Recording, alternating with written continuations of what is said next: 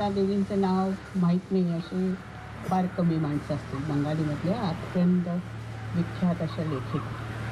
आणि बंगाली साहित्यामधले रवींद्रनाथ टागोर आपल्याला माहिती असतात, शरश्चंद्र आपल्याला माहिती असतात, त्यांच्या कादंबऱ्या आपण वाचलेल्या आहेत. आणि रवींद्रनाथ टागोर तर आपल्या अगदी मनामध्ये थेटपर्यंत झिरपलेले आहेत. महाश्वेता देवींचं नाव आपल्याला वेगळ्या कारणाने माहिती आहे. म्हणजे त्यांच्या साहित्य लेखनापेक्षाही किंवा साहित्य लेखनाच्या तोडीनेच त्यांचं जे सामाजिक कार्य आहे त्यामुळे त्या आपल्याला परिचित आहेच आहेत. म्हणजे काही जणांना तर सामाजिक कार्यामुळे परिचित असतील, काही जणांना लेखनामुळे परिचित असतील, पण महाश्वेता देवींना ओळखत नाही आपण असं काही फारसं होत नाही.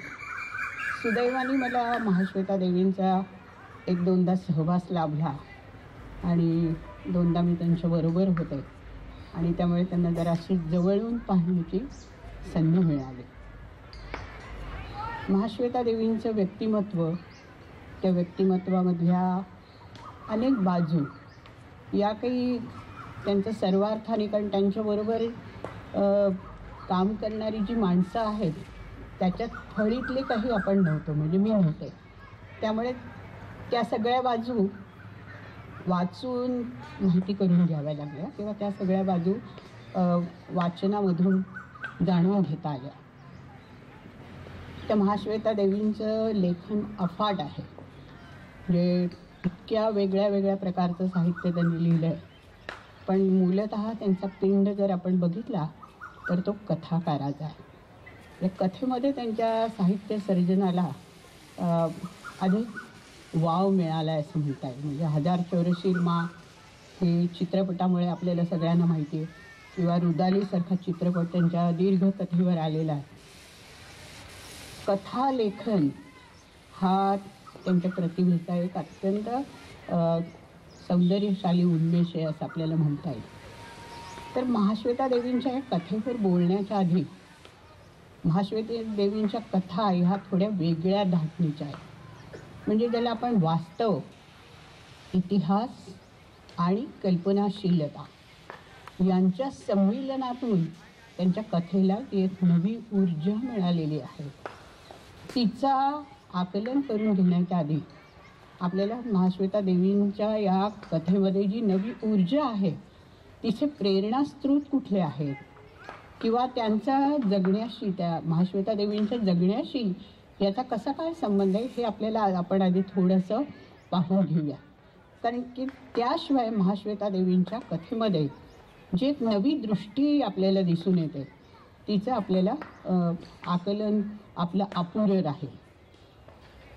1996 साली महाश्वेता देवींना जेव्हा ज्ञानपीठ अवॉर्ड देण्यात आलं, नेल्सन मंडेलांच्या हातून दिला. माझ्याकडे हिंदी अवतरण आहे, त्याचा मी मराठी अनुवाद केला आहे. त्या ज्ञानपीठ अवॉर्ड स्वीकारताना प्रत्युत्तरादाखल त्यांनी जे भाषण दिलं होतं त्या भाषणातले एक 3-4 वाक्य इथं मला वाटतं की सांगणं महत्त्वाचं आहे. त्या म्हणतात की आपण नव्या सहस्त्रकात प्रवेश करतो आहोत. या नव्या सहस्त्रकात प्रवेश करताना आपल्या भोवती सगळीकडे वेढून टाकणारा अंधकार पसरला आहे. या अंधकाराचा जाड पडदा जो आहे तो कशा प्रकारचा आहे तर प्रस्थापित समाज आणि लोक यांच्यामधला हा अंधकाराचा पडदा आहे. या अंधकाराचा पडदा भेदून दुसऱ्या बाजूला काय आहे हे पाहण्याची आज सर्वात मोठी गरज आहे. आणि या प्रक्रियेमध्ये की हा अंधकाराचा पडदा भेदून पाहताना या प्रक्रियेमध्ये आपल्याला आपला स्वतःचा चेहरा पण पाहता येणार आहे. की आपण जी अंतर, प्रस्थापित समाज आणि लोक यांच्यामध्ये जे अंतर आहे त्या अंतराला कारणीभूत ठरणाऱ्या घटकांच्या मध्ये कुठेतरी आपल्याला आपले पण चेहरे दिसू शकतील की जे 1000 चौरसीर माँमध्ये झालेलं आहे. 1000 चौरसीर माँमधला जो व्रती आहे आणि सुजाता ही त्याची आई, की एका अचानक क्षणी हा व्रती नक्षलवादी चळवळीत ओढला गेलेला आहे हे त्या कुटुंबाला कळतं आणि कुटुंब अतिशय प्रस्थापित सुस्थितीतलं धनवान अशा तऱ्हेचं हे कुटुंब आहे. आणि एका रात्री अचानक पोलिसांचा फोन आल्यावर त्यांना कळतं की आपल्या घरातला हा व्रती, हा सगळ्यात लहान तरुण मुलगा, हा त्या नक्षलवादी चळवळीत होता आणि तो मारला गेला आहे अशी बातमी येते. आणि त्याने सबंध घर हादरून जातं. याच्यानंतर मी आता याच्यावर जास्त भर देणार नाही, आपल्यापैकी अनेकांनी तो चित्रपट पाहिला पण असेल. याच्यानंतर त्या व्रतीचा जो सुजाताचा जो शोध चालू होतो की आपला मुलगा या चळवळीकडे कसा काय ओढला गेला असेल, कशामुळे त्याला हे असं वाटलं असेल की या नक्षलवादी चळवळीमध्ये जावं. 70च्या सुमारास, जी 1970च्या सुमारास बंगालमध्ये आणि भारतातल्या इतरत्र अनेक ठिकाणी नक्षलवादी चळवळीचा जोर होता की जो प्रस्थापित स्वातंत्र्यानंतर जी स्वप्न तरुण पिढीने पाहिली होती त्या स्वप्नांची जी एक भयावहता या तरुण पिढीला सामोरी आली आणि त्यामधून निर्माण झालेली ही एक चळवळ, असं त्याचं अनेकांनी, हे मी फारच सोप्या शब्दात सांगते, त्याच्यामध्ये समाजामधले असंख्य घटकांचे धागेदोरे गुंतलेले आहेत, त्याच्या पाठीमागे असंख्य कारणं आहेत. त्या सगळ्याचवर आपण आत्ता इथे चर्चा करण्यात वेळ घालूया नको. तर ती सुजाता जी शोध घेते आणि ते शोध घेता घेता तिला ती त्या मित्रांना भेटते, त्याच्या मैत्रिणीला भेटते. अतिशय दरिद्री, अतिशय गरिबीमध्ये आणि भुकेचा प्रश्न जिथं अत्यंत ज्वलंत आहे अशा घरामध्ये जगणारी जी तरुण मुलं आहेत त्यांच्यापर्यंत ती हळूहळू जाऊन पोहोचते. आणि आपल्या घराकडे जेव्हा बघते तेव्हा त्या घरामध्ये असणारं जे चंगळवाद आहे, अत्यंत लोभीपणा आहे, अतिशय स्वार्थी वृत्ती आहे, अतिशय ढोंग आहे आणि प्रतिष्ठेचा बुरखा पांघरलेली ही जी माणसं आहेत त्यांच्याकडे ती एका नव्या दृष्टीने पाहायला सुरुवात करते. बाई जे म्हणतात आहेत ना की आपला चेहरा आपल्याला त्याच्यामध्ये दिसू शकतो, त्याच्यासाठी मी हे उदाहरण सांगितलं की हा चेहरा पाहणं, हा चेहरा दाखवणं आणि हे अंतर दूर करणं हे साहित्याचं ध्येय असलं पाहिजे, अशा प्रेरणा त्यांच्या मनामध्ये कुठे ना कुठे असणार. हे अंतर भेदून टाकण्यासाठी मानवी पातळीवर जे जे आवश्यक आहे ते सगळं कार्य त्यांनी अतिशय वेगळ्या प्रकारचं कार्य केलं.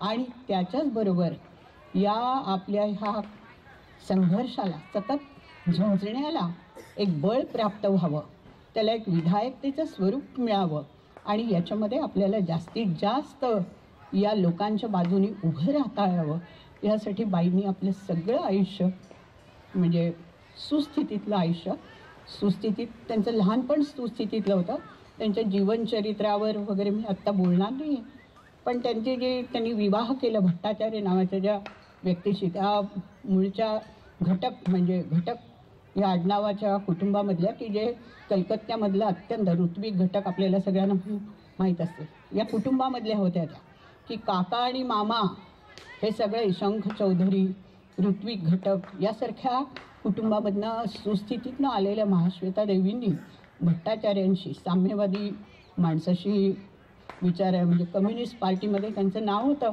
बाईंचं नाव शेवटपर्यंत एकदाही कम्युनिस्ट पार्टीच्या त्या सदस्य नव्हत्या असा संदर्भ आहे. तर त्याच्यानंतर जी आयुष्याची अनिश्चितता त्यांच्यामध्ये आली आणि त्याच्यामधून हळूहळू त्या संपूर्णपणे या मार्गाकडे वळल्या, ते आपल्याला त्यांच्या साहित्याची जी एक प्रेरणा स्त्रोत ज्याला आपण म्हणता येईल, की माणुसकीची प्रतिष्ठा जपणं, माणुसकीचं सत्व याच्यासाठी लढणं, की ज्या लक्षावधी अनाम लोकांची प्रतिष्ठा आणि सत्व हरवलेलं आहे त्यांच्यासाठी उभं राहणं, ही माणुसकीच्या मूल्यांची प्रतिष्ठापना करण्यासाठी त्यांनी जे कार्य केलं, साहित्य निर्मिती हा त्याचाच एक भाग आहे. त्या स्वतः असं म्हणतात, त्यांचं एक अवतरण आहे, त्यांचं स्वतः असं म्हणतात की माझं साहित्य हे माझ्या सगळ्या जगण्यापासून वेगळं काढता येणार नाही. त्या पत्रकार होत्या, लोकसंघटक होत्या, विचारवंत होत्या, संपादक होत्या, सामाजिक कार्यकर्त्या होत्या, या सगळ्यांच्यापासून माझं लेखन वेगळं काढता येणार नाही. त्याच्यासाठी त्यांनी ऑर्गॅनिक होल अशी संज्ञा वापरली आहे.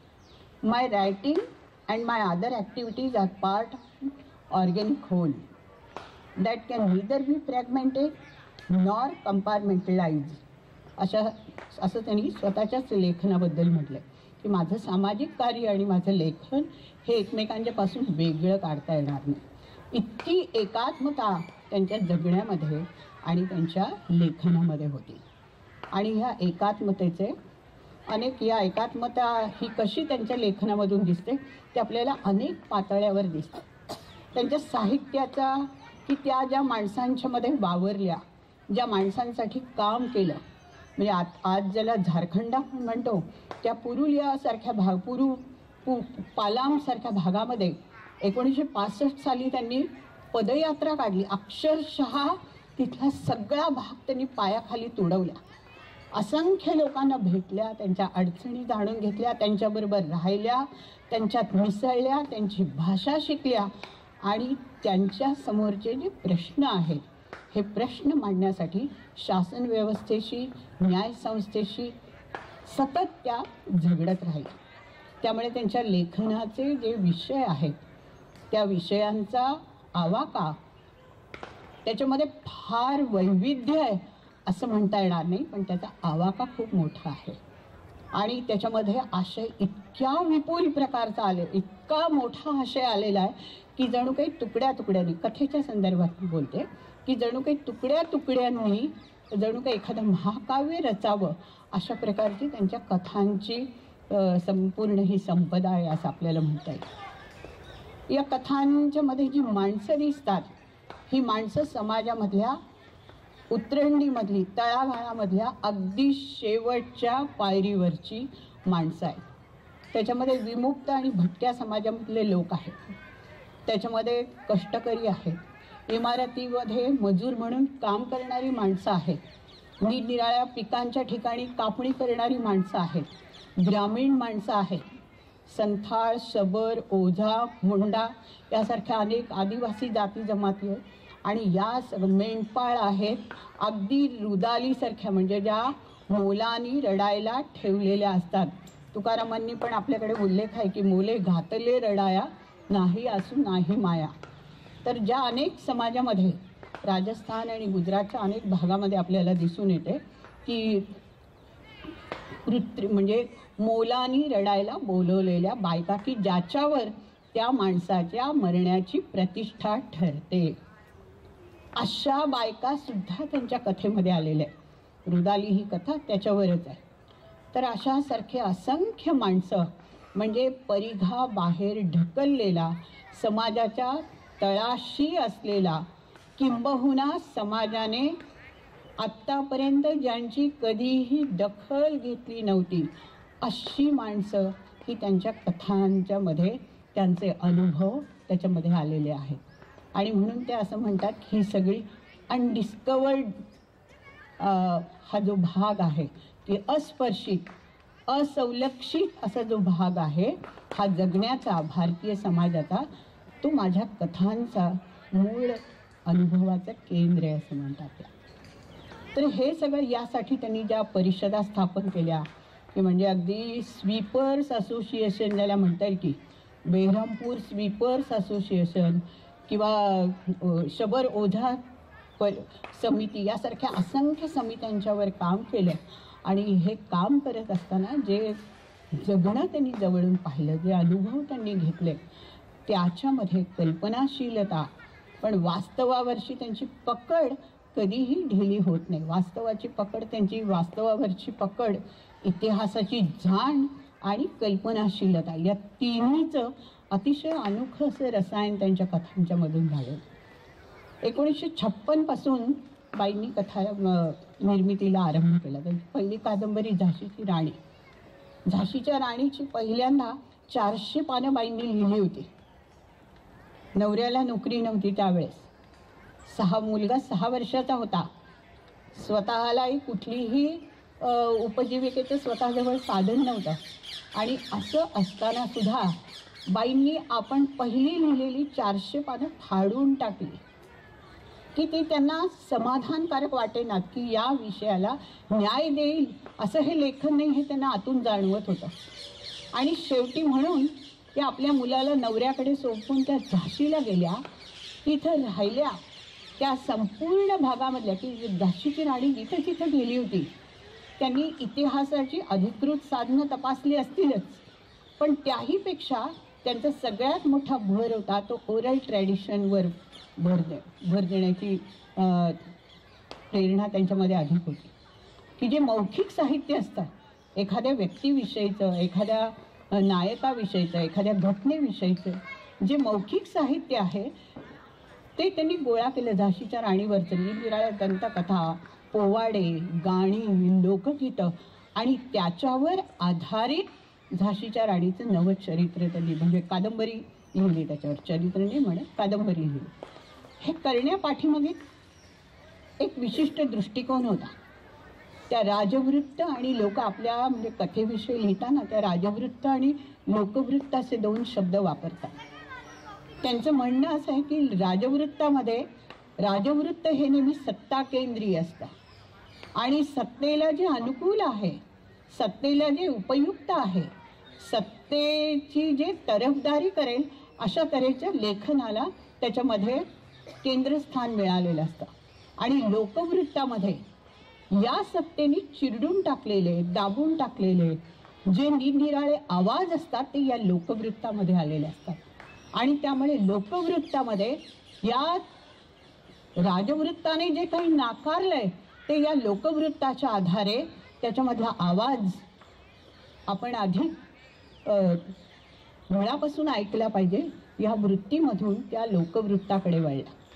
आता हे कसं आपल्याला दिसतं हे आपल्याला पाहायचं आहे, कथांच्या आधाराने पाहायचं आहे. तर महाश्वेता देवींची ही जी लेखनाकडे पाहण्याची जी दृष्टी आहे, या दृष्टीमुळे त्यांच्या कार्याचं जे क्षेत्र आहे किंवा सामाजिक कार्याची जी त्यांचा जो अवकाश आहे, या सगळ्याच्यामुळे महाश्वेता देवींचं लेखन कसं वेगळं झालेलं आहे हे आपण त्यांच्या कथांच्या आधारे, मी अतिशय त्रोटक स्वरूपामध्ये सांगते, माफ करायचं, कारण की आपल्याला कथेवर अधिक कथेकडे पाहायचं आहे. त्यांच्या महाश्वेता देवींच्या 15 कथांचा अनुवाद वीणा आलासेंनी केला आहे, की जो पद्मगंधाने प्रकाशित केला. आणि मी पुण्याला गेलेले असताना घेऊन आले, कारण महाश्वेता देवींच्या कादंबरीचं बिरसा मुंडा कादंबरी मी हिंदीमधनं वाचली होती. त्यांची किंवा छोटी मुंडावरची कादंबरी पण हिंदीमधनं वाचली होती. 1000 चौरसीर माँ पण हिंदीमधून वाचली होती. पण त्यांच्या कथा त्यांची द्रौपदी ही कथा जी आहे तिच्याबद्दल ऐकलं खूप होतं, पण मुळापासून ती बंगाली येत नसल्यामुळे ती मुळातून वाचलेली नव्हती. आणि त्यामुळे महाश्वेता देवींच्या कथांचं अनुवादाचं पुस्तक मी आणलं. आणि मी आणलं त्यावेळेस तिच्यामधल्या वेगळेपणामुळे, तिच्यामध्ये असणाऱ्या नवी जी ऊर्जा ज्याला आपण म्हणू, ती जी ऊर्जा आहे त्या कथांच्यामध्ये, त्याच्यामुळे माझं मन काही काय असं स्तिमित ज्याला आपण म्हणतो, एक नवं दर्शन झाल्याचं आपल्याला जाणवतं. ते या कथांच्या मधून आपल्याला पाहायचं आहे. आपण म्हटलं की महाश्वेता देवींच्या कथांच्यामध्ये जो एक शोषित, कष्टकरी, वंचित, अन्यायग्रस्त समाज सतत येतो, त्याच्यामध्ये अशा समाजामधल्या स्त्रिया हा तर एक दुहेरी, ज्याला आपण दुहेरी मराठीमध्ये आम्ही त्याला दुहेरी सीमांकन म्हणतो, की म्हणजे 2 पातळ्यावरचे किंवा 3 पातळ्यांच्यावरचे अन्याय भोगणारे घटक, की स्त्री म्हणून असणारा अन्याय, विशिष्ट जातीचं म्हणून असणारा अन्याय, अशा या वर्गामधल्या स्त्रीचं याच्यामध्ये द्रौपदी नावाचीच कथा आहे, तिच्याकडे आपण वळूया. ही द्रौपदी जी आहे ही संथाळ स्त्री आहे. आणि 70च्या सुमारामध्ये की बंगालच्या बाजूला जे सगळं मगाशी मी उल्लेख केला की हे सगळे जे विमुक्त भटके आणि विमुक्त समाज होते किंवा निरनिराळे आदिवासी समूह होते, या सगळ्यांचे वेगवेगळ्या तऱ्हेचे उठाव, म्हणजे त्याला आपण प्रतिकार म्हणू, व्यवस्थेविरुद्ध केलेला प्रतिकार, शासनाविरुद्ध, कारण की शासनाविरुद्ध, न्यायसंस्थेविरुद्ध, सामाजिक उतरंडीविरुद्ध केलेले प्रतिकार किंवा विद्रोह असं आपण म्हणू. तर ही अशा समाजामधली ही संथाळ एक स्त्री आहे, द्रौपदी तिचं नाव. तिचं नाव, तिचा उल्लेख ड्रोपेन म्हणून केला जातो, पण ती मुळात तिचं नाव, कथेचं नाव आहे मुळात बंगालीमध्ये पण द्रौपदीचं. तर ह्या द्रौपदी ही जी कथा आहे, ही द्रौपदी या कथेचं भारतीय जवळजवळ मला वाटतं काही थोड्याफार वगळता तर अनेक भाषांच्यामध्ये भाषांतर झालं आहे. आणि अनेक ठिकाणी या विद्रोह, स्त्रीचा विद्रोह, एखाद्या विशिष्ट जातीमधल्या स्त्रीचा विद्रोह हा कशा स्वरूपाने प्रगट होतो की ज्याने आपण थरारून जातो, असं हे द्रौपदी कथेचं उदाहरण आहे. ही द्रौपदी आणि दुलान हे दोघं जण या बंगालच्या, आणि कथेमधले जे म्हणजे वाचताना तुमच्या लक्षात येईल, मी फक्त ते बंगालमधला तो संबंध दाट झाडी मंडळ ज्याला आपण म्हणतो की सगळं मराठीमध्ये झाडी मंडळ, की ते तसं दाट जंगल आहे तिथं. आणि तिथं ती द्रौपदी, दुलान, अरिजित ही सगळी मुलांची एक, तरुणांची एक ज्याला आपण म्हणू टोळी म्हणूया नको, एक समूह म्हणूया, की या सगळ्यांनी उठाव केलेले आहेत तिथल्या जमीनदारांच्या विरुद्ध, त्यांच्यावर अन्याय करणाऱ्या सावकारांच्या विरुद्ध, त्यांचं वर्षानुवर्षे पिढ्यानुपिढ्या शोषण करणारा त्याच्यामधला सूर्य साहू जो आहे तो मरण पाव, म्हणजे त्याला मारलेलं आहे या लोकांनी. कारण याने वेठ बिगार कायम लहान अतिशय कमी प्रमाणात धान्य देऊन त्या बदल्यात पिढ्यानपिढ्या ही माणसं त्याच्याकडे वेठबिगारी करतात आहे. आणि त्याचा बदला घेण्यासाठी म्हणून त्या सूर्य साहूला मारतात. अशा तऱ्हेने काही सावकार, जमीनदार यांची हत्या होते आणि सरकारने तिथं ऑपरेशन बाकूला चालू केलेलं. त्या ऑपरेशनचं नाव ऑपरेशन बाकूला. आणि या दाट झाडीतनं चकवा देत देत ही दुलान आणि द्रौपदी दोघंजण म्हणतात आहे. ही संपूर्ण कथेची जी भाषा आहे त्याच्यामध्ये सत्तेशी निगडीत इतके शब्द आले की, आणि बाईंच्याबद्दल एकदा एका समीक्षकाने म्हटलं होतं की बंगालीमधले इतके न वापरात असलेले इतके वेगवेगळे शब्द बाईंच्या लेखनात पहिल्यांदा आलेले आहेत. बाईंच्या वर समीक्षण करणार किती बंगाली भाषेचा एक अफाट खजिना त्यांनी आपल्या, कारण की जे अनुभवविश्व त्यांनी प्रगट केलं त्या अनुभवविश्वाशी निगडीत असंख्य शब्द बाईंनी वापरलेत बंगाली. आपल्याला दुर्दैवाने बंगाली येत नसल्यामुळे ते मुळातनं आपण जाणून घेणार नाही. पण बाईंची भाषा निर्मितीची किंवा भाषा वापरण्याची जी ताकद आहे ती या कथेमधून दिसून येते. की शासनाशी आणि न्यायसंस्थेशी निगडीत असे जे शब्द आहेत की सरेंडर, नंतर ॲप्रिहेंडेड, यासारखे इतके असंख्य शब्द बाई तिथं अगदी अतिशय अचूकपणाने वापरतात. कारण की ते सगळे शब्द नुसते इंग्रजी शब्द नाही आहेत, ते सत्ता केंद्राशी निगडीत, शासनाशी निगडीत, शासनाने निर्माण केलेल्या व्यवस्थेशी निगडीत असे ते शब्द आहेत.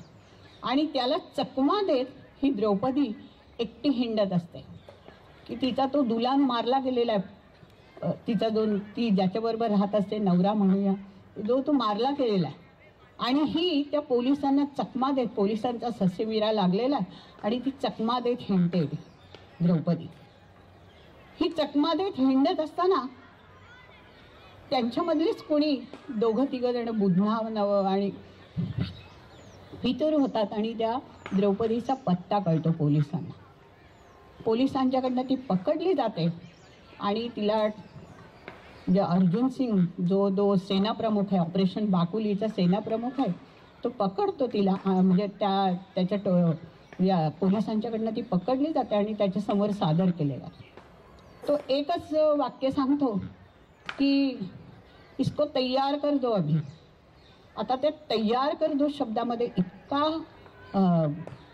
अर्थ भरलेला आहे, तो आपल्याला पुढे जे कथेमध्ये निवेदन वर्णन येतं त्याच्यावरून कळतं. तिला एका मोकळ्या अशा रानावर फेकलं जातं रात्री, आजूबाजूला जंगल आहे आणि त्या ऑपरेशन बाकुर्लीचं फक्त ठाणं आहे तिथं. बाई कंसात असं वाक्य लिहितात की भारतामध्ये अशी भरपूर ठाणी आहेत की भारतामधली गांडूळं पण कुठल्या ना कुठल्या ठाण्यात येत असावी. हे जी शासन संस्थेचं जे स्वरूप आहे की एका वाक्यात बाई सांगून जातात की भारतामधली गांडूळ सुद्धा कुठल्या ना कुठल्या अशा ठाण्याच्या खाली येतात. रात्रभर तिच्यावर 1 2 3 4 5 6 7 जण अत्याचार करतात. अतिशय खंबीर कणखर आणि या सगळ्याची कल्पना असून या विद्रोहाला सामोरी गेलेली द्रौपदी तिच्याही डोळ्यातनं फक्त पाण्याचे काही थेंब उघळतात. सकाळ जेव्हा होते तेव्हा तिच्या अंगावर तिचं रात्री आज काढलेलं लुगडं भिरकावलं जातं आणि तो पोलीस शिपाई सांगायला येतो की चलो अभी साहब के पास जाने का है तुमको. आणि तिला एका टंबरेलमध्ये पाणी दिलं जातं प्लॅस्टिकच्या. ती त्या टंबरेल असं पायाने जोरात लाथाडून टाकते. त्या टंबरेलचं आपल्या त्या दात चावून चौथा करून ते फेकून देते आणि तशीच उठते ते नग्न. तिचा संपूर्ण काळा शिसवीसारखा अतिशय ताठ असा देह, त्या नग्न देहाने ती उभी राहते आणि तो म्हणतो कपडा पहन लो, नाही कपडा पहनना है मुझे, असं ती सांगते आणि ती उभी राहते. तर तो घाबरून जातो की आता काय करायचं. तो पळत जातो आणि पागल हो गई असं तो त्या आपल्या त्या ठाणे प्रमुखाकडे पळत जातो. अशा वेळेस काय करायचं असतं याची त्याला अजून नोटीस आलेली नाही आहे असं वाक्य लिहितात बाई, की याच्यावर काय करायचं असतं त्याचा हुकूम मिळालेला नाही आहे असं वाक्य लिहितात. आणि तो एकदम घाबरून जातो की आता ह्या बाईला साहेबांच्या समोर न्यायचं कसं. ती स्वतः उभी राहते, दातातनं रक्त इकडं ओघळत असतं, चावून शरीराचा सगळा चोथा झालेला आहे. इतकं म्हणजे बाई कधी भौतिक तपशील बाई अचूकतेने रंगवतात, अगदी इतक्या नेमक्या शब्दामध्ये रंगवतात. काही वेळेला मला स्वतःला जाणवतं की अनुवादक किती ह्याला प्रमाणामध्ये प्रतिसाद देऊ शकला असेल किंवा किती त्या निर्मितीच्या क्षमतेपर्यंत जाऊन पोहोचला असेल. तर ते सगळ्यात चावून चौथा झालेलं शरीर, कडक तिचे खांदे, ताठ खांदे आणि अशी ती उभी राहते चलो साहब के पास असं. आणि मग शेवटी तो त्या साहेबांच्याकडे तो छोटा पॅरेग्राफ वाचून दाखवते तरच तुम्हाला ते कळेल.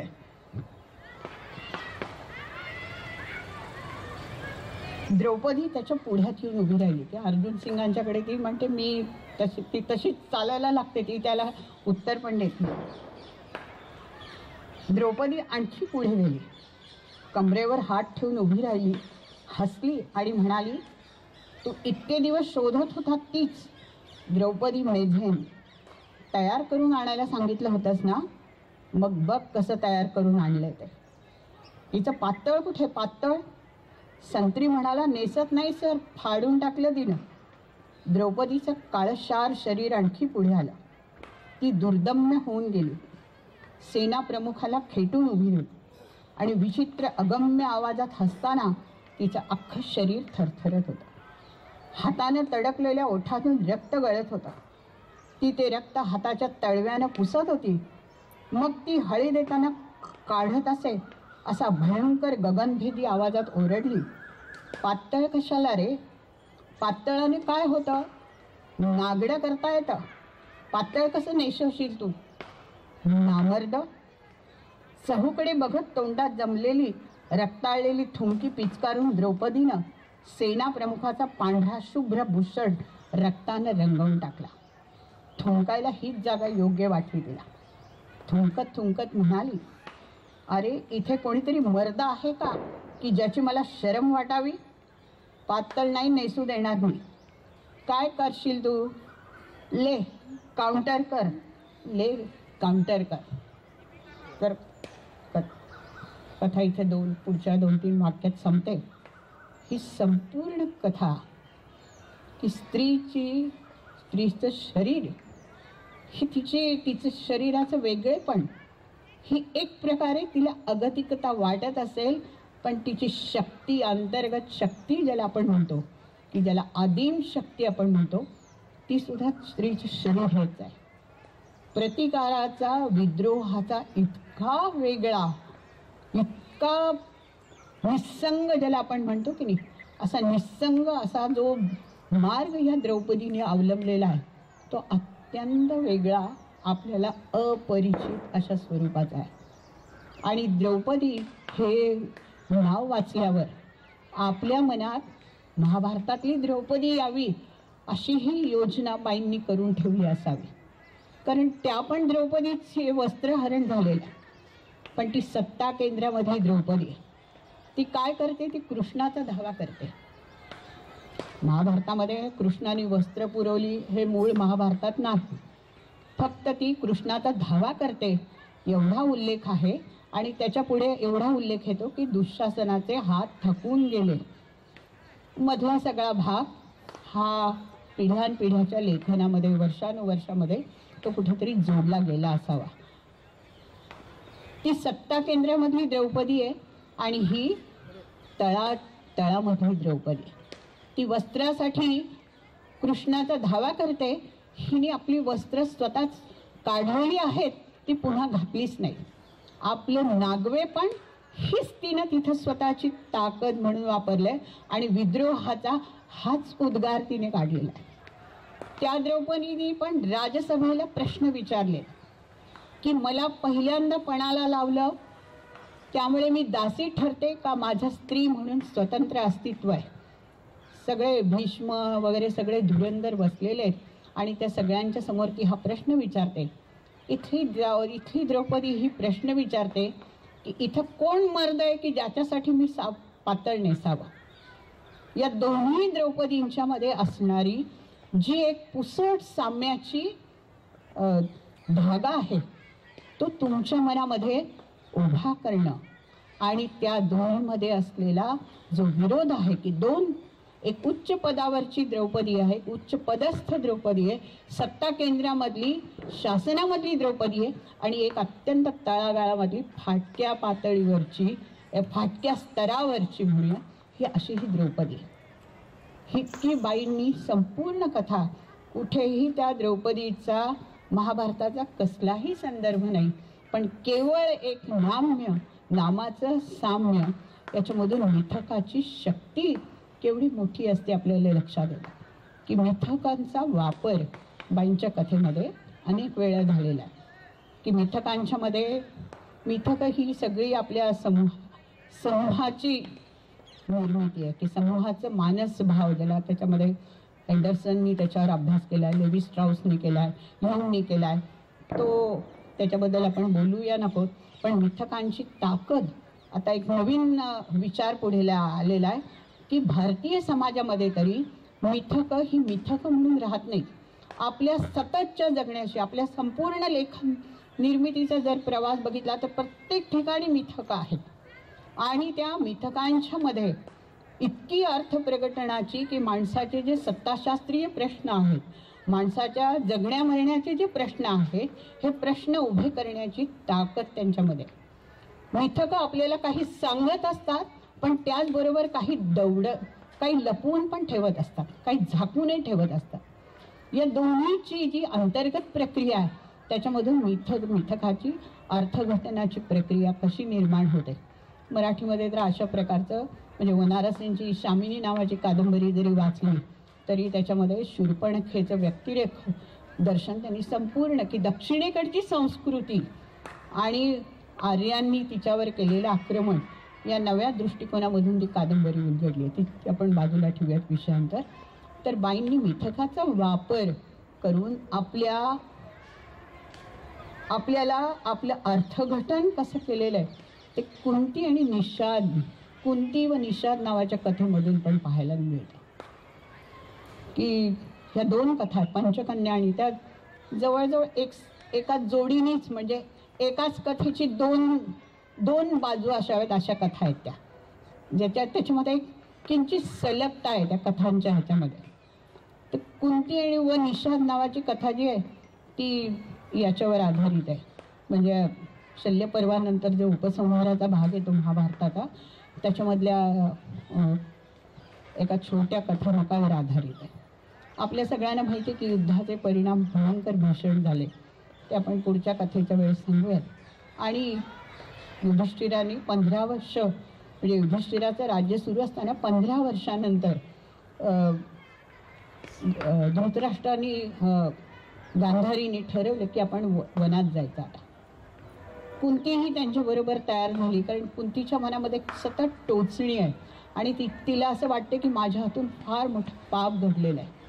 कुठलं तर माझ्या प्रथम पुत्राचा मी त्याग केला आणि त्याच्या मृत्यूनंतर सुद्धा त्याचं शरीर मी हातात नाही घेतलं. त्याच्या शरीराला मी नाही स्पर्श केला की ज्याला मी जे हाडामांसाचं होतं माझ्या रक्तामधून निर्माण झालेलं आहे त्या मुलाला मी नाकारलं आणि मी आयुष्यभर फक्त 5 पांडवांचा विचार केला.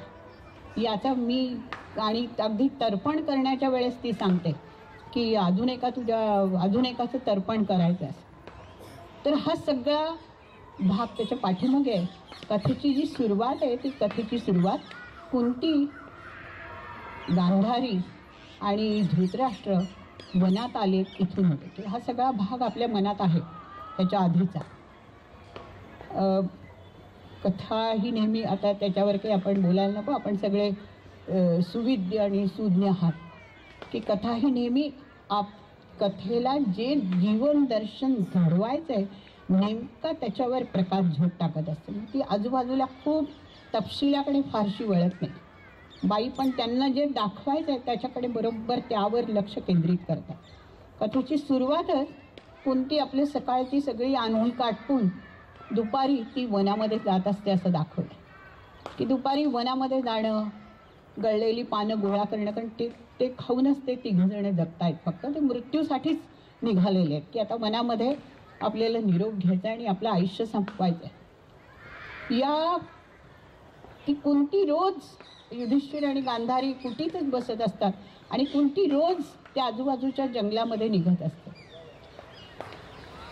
झऱ्याच्या किनाऱ्यापाशी बसून, दगडावर बसून ती मोठमोठ्यांनी स्वगत म्हणजे एक प्रकारे तिचा आत्मसंवाद चाललाय की आपण काय जगलो, आपण कसं जगलो आणि खरंच काय इतका राजवंशातलं आपलं उद्गार, इतकं उंची व आयुष्य सोडून आज आपण इथं काट्याकुट्यात मनामध्ये येऊन राहिलो.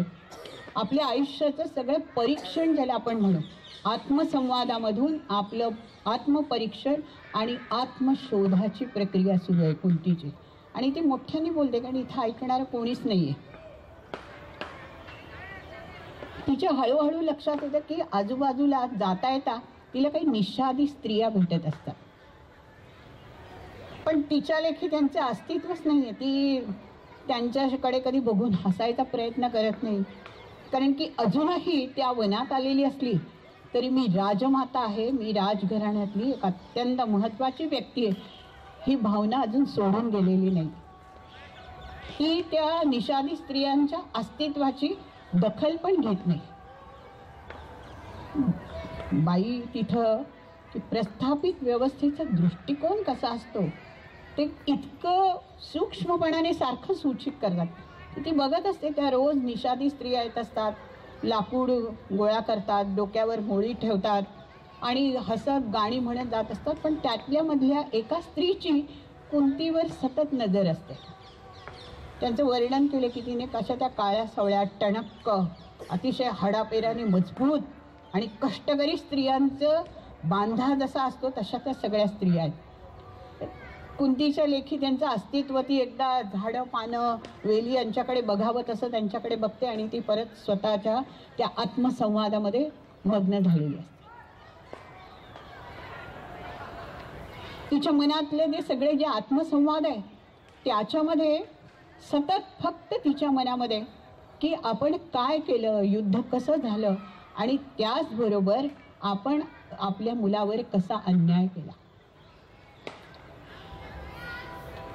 तो जिवंत असताना कुंतीच्या लेखी महाभारत असं सांगतं की कुंतीने कधीही फारसा करण्याचा विचार केला नाही.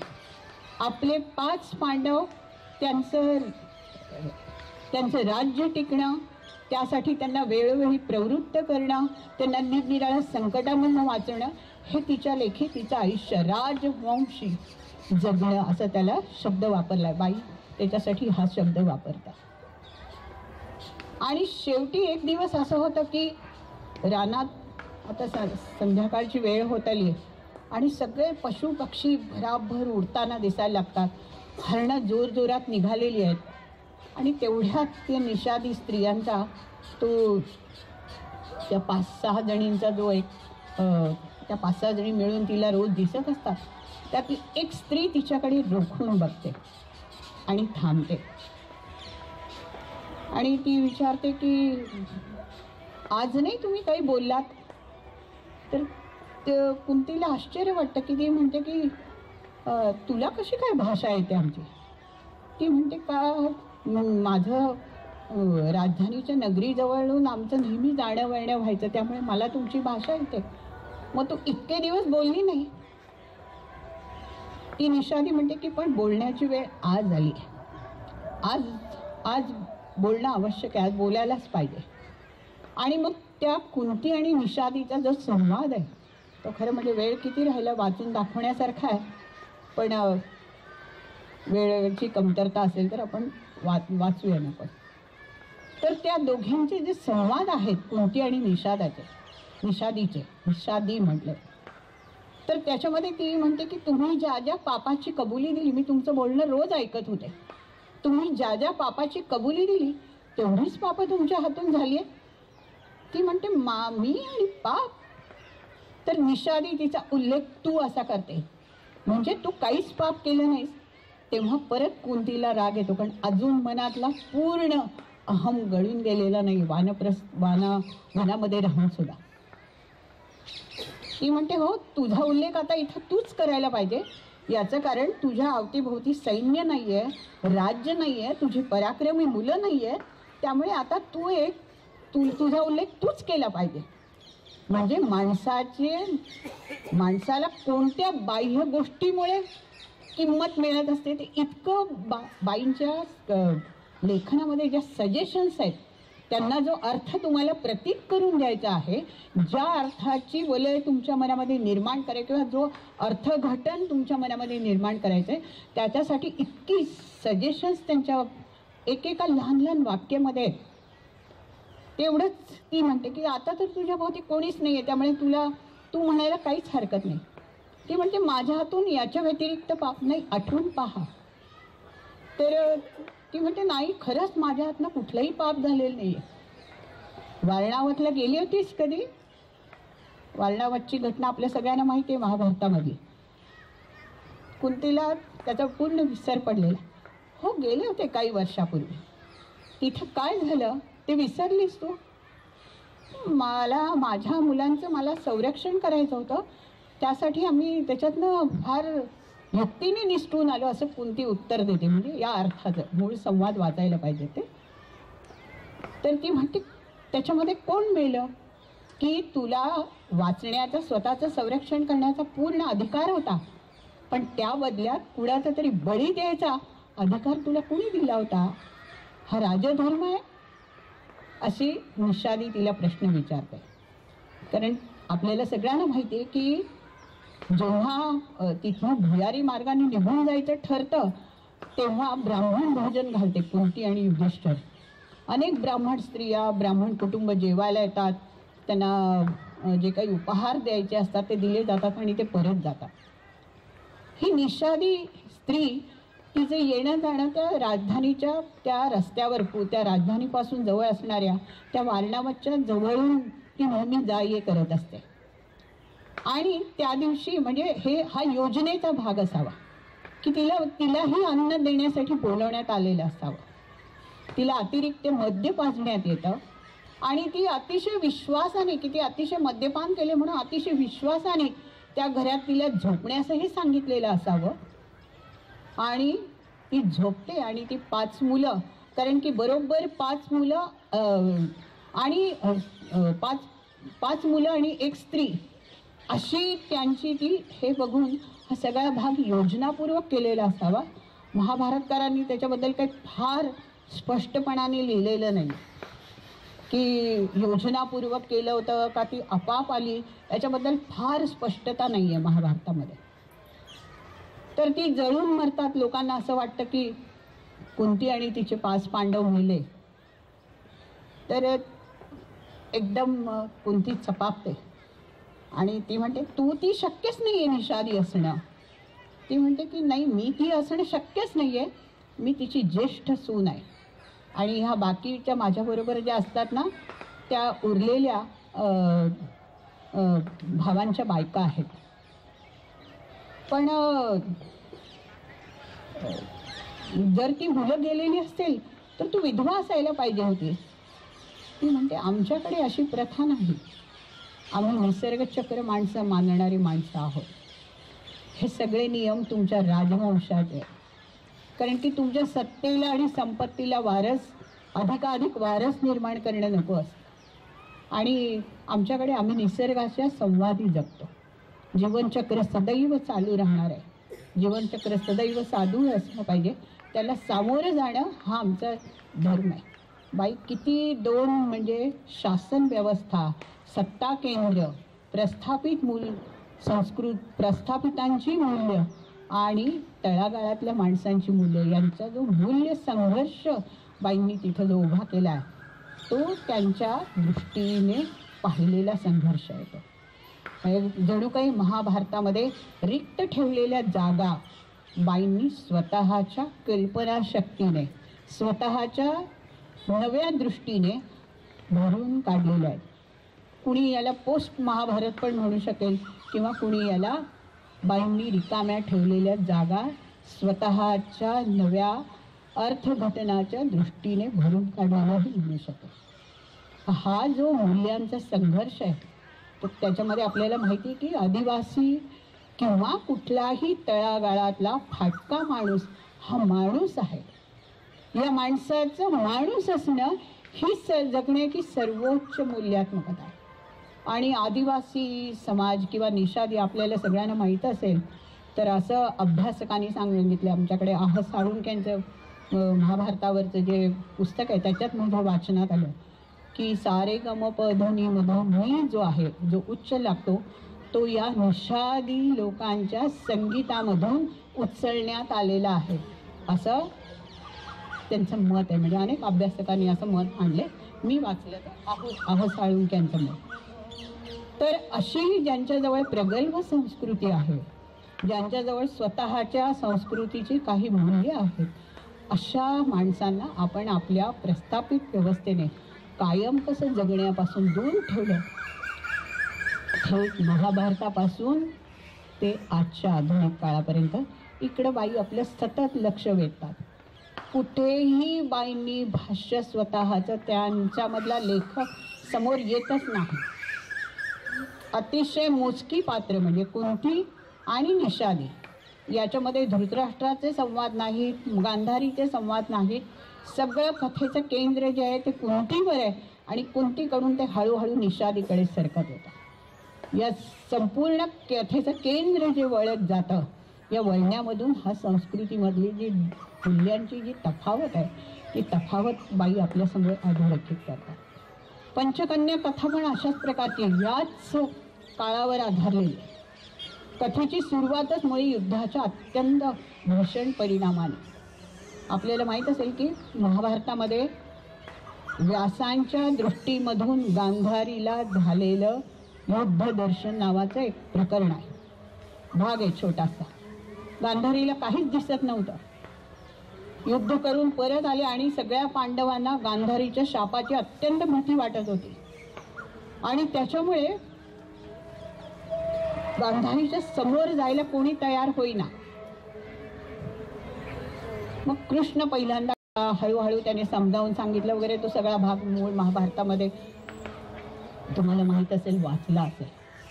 त्याच्यात एक छोटा भाग मलाही ते कोडं अजून उलगडलेलं नाही की गांधारी तिचा राग शमतो, तिचा क्रोध शमतो. अभिमन्यूचं प्रेत जे आहे ते तिच्या कल्पनाचक्षुनी पाहिलेलं आणि ती त्या उत्तरेच्या वैधव्यामुळे हंबरडा फोडून रडते. इतका वेळ रडलेली नसते ते. हे सगळं झाल्यानंतर पुन्हा व्यास तिला दिव्य दृष्टीने हे सगळं युद्धाचं दर्शन का घडवतात, हे माझ्या मते कदाचित कृष्णाच्या अंताकडे आणण्यासाठी, की जो कृष्णाला शाप दिलाय गांधारीने त्याच्यापर्यंत आणण्यासाठी कदाचित असावं. तर ते जे चित्रण आहे ते अत्यंत किळसवाणं, जुगुप्सा निर्माण करणार आहे, त्याला आपण इंग्लिशमध्ये ग्रॉटस्क म्हणतो की नाही, अशा प्रकारचं आहे की सगळीकडे शवाचा गंध पसरलेला आहे. शवाचा, रक्तमांसाचा, हाडांचा चिखल झालेला आहे. रक्ताच्या नद्या वाहतायत, कुणाचा हात, कुणाचे गळा, कुणाचं तोंड, आणि असंख्य स्त्रिया आपापल्या नातेवाईकांना शोधण्यासाठी त्या युद्धाच्या ठिकाणी जमा झालेल्या. त्याच्यामध्ये त्यांनी सांगितले की कित्येक जणी एखाद्याचं शिर, एखाद्याचं धड घेऊन, नाही हा माझा भाऊ आहे, आणि ती म्हणते की नाही हा माझा नवरा आहे, अशा कित्येक स्त्रिया भांडतायत. आणि त्या संबंध युद्ध क्षेत्रावर जे भयंकर विनाशाचं जे आणि हिंसेचं जे थैमान दिसतं आपल्याला, अत्यंत माणसाने निर्माण केलेली जी क्रूरता दिसते, तिचं दर्शन त्याच्यामध्ये झालेलं आहे. बाईंच्या कथेची सुरुवात बरोबर इथूनच होते. तिथे एक बाई हे घडवता ते असं सांगतात की सगळ्या त्या तिथं जे जमलेल्या स्त्रिया होत्या ना, त्याच्यामध्ये राजवंशातल्या स्त्रिया फारशा कोणी नव्हत्या. कारण सगळं सैन्य जे तिथं जे सैन्य आहे ते पायदळाचं सैन्य होतं. त्यांच्या अंगावर काही चिलखत नव्हती. आणि पायदळातली माणसं कोण होती तर शेतकरी होते. आजूबाजूच्या संबंध राज्यातल्या खेड्यातनं आलेले शेतकरी होते. त्यांच्या हातात फक्त भाला हे अस्त्र असायचं. आणि ह्या शेतकऱ्या त्याच्यामध्ये जे की त्या संपूर्ण युद्धक्षेत्राचं वर्णन करता की युद्धाच्या ठिकाणी गणिका पण असायच्या असा उल्लेख येतो. आणि बाई पुढे वाक्य म्हणतात की या सगळ्या स्त्रिया तिथं शोधता हळूहळू त्या गणिकांच्या त्या ज्याला काय आपण म्हणू तंबूमध्ये पण गेल्या की काय कोणास ठाऊक. हे जे वाक्य आहे ना की कुठे, म्हणजे त्या वाक्याची मी जे मगाशी म्हणाले की सजेशन, सूचकता इतकी की या स्त्रियांची कधी कधी म्हणजे अवस्था इथं पण जाऊन पोहोचते. कारण की उदरनिर्वाहाचं काही साधनच नाही. ही सारखी सूचकता जी बाईंच्या कथेमध्ये आहे ती एक बाईंचं सामर्थ्य आपण असं म्हणू. या शेतकरी स्त्रिया अशा हळूहळू तिथून त्या युद्धक्षेत्राच्या किनाऱ्यापाशी, की जे युद्धक्षेत्राचा जो भाग आहे त्याचा जो सरहद्द सीमा आपण म्हणू, तिथे येऊन थांबलेल्या आहे. आणि इतकी जमीन तप्त झालेली आहे कारण की हजारो चिता एकावर एक ठेवून, की चांडाळ लोक केव्हापासून त्याच्या तयारीला लागलेले आहेत. आकाशात सदैव पक्षी घिरट्या घालतायत आणि ती जमीन इतकी कडक आणि तप्त झालेली आहे की त्याच्यामध्ये त्या 5 स्त्रिया असतात, त्यांना परत जायचं आपल्या गावाला, पण संपूर्ण फुफाटा झालेल्या जमिनीतनं त्या जाऊही शकत नाही. आणि अशा वेळेला एक ती मद्रेजा नावाची दासी येते आणि ती सांगते की बाबा तुम्ही काय इथं, त्या म्हणतात की आम्ही इथं आमच्या नातलगांची प्रेतं बघायला आलो होतो पण मिळाली नाही, आता आम्हाला परत जायचं आहे, पण भयंकर जमीन तापलेली आणि त्यामुळे आम्ही जाणं शक्य नाही. तर त्यावेळेस ती सांगते की मग चला तुम्हाला राजमहालात काम मिळेल. तर ती सांगते की आम्ही दासी बटकी म्हणून कोणाचं काम करणार नाही. ती म्हणे दासी बटकी म्हणून नाही काम करायचं आहे, उत्तरेला सोबत करायचं काम आहे. उत्तरा ही महाभारतामधली सर्वात लहान असलेली आई, सर्वात ज्येष्ठ माता गंगा आणि सत्यवती, तर सर्वात लहान उत्तरा. तिचं वैवाहिक आयुष्यच मुळे 7 महिन्याचं आहे आणि तिच्या पोटात 5 महिन्याचा गर्भ आहे. पती मरण पावलेला युद्धामध्ये. इथं उरल्या ज्या आहेत त्या वयाने प्रौढ असणाऱ्या सधवा आणि सगळ्या लहान मुली विधवा आहेत. युद्धाची जी एक भीषणता की तरुण सगळ्या मुली विधवा आहेत आणि फक्त प्रौढा या सवाष्ण ज्याला आपण म्हणू, सधवा ज्याला आपण म्हणू, अशा दिसतात. तर मी आता फार त्याचा कथाभाग लांबवत नाही, शेवटाकडे आपण येऊ की त्या तिथे घेऊन येतात तिला उत्तरेचं मन आनंदित ठेवण्यासाठी. कशासाठी? कारण की तिला वारस त्या वंशाला ती वारस देणार. आता ह्याच्या आधीची कथा आपल्याला सगळी माहिती आहे की अश्वत्थामाने पोटात तो गर्भ मारलेला आहे. कृष्णाने प्रतिज्ञा केली की हा गर्भ मी जिवंत करून दाखवीन वगैरे वगैरे. तो काही कथेमध्ये कुठेही येत नाही. उत्तरेची काळजी का घेतली जाते याचं कारण की तिच्या पोटामध्ये वारस आहे. बाकीच्या अनेक विधवा या ब्राह्मणाकडून वैधव्य कर्म शिकत आहेत. त्यांना कुठलाही वास, रंग, गंध हे सगळ्यापासून अलिप्त होऊन अत्यंत ज्याला आपण म्हणू की संन्यासाच्याही पलीकडचं अतिशय कोरडं शुष्क असं जीवन त्यांच्या वाट्याला आलेलं.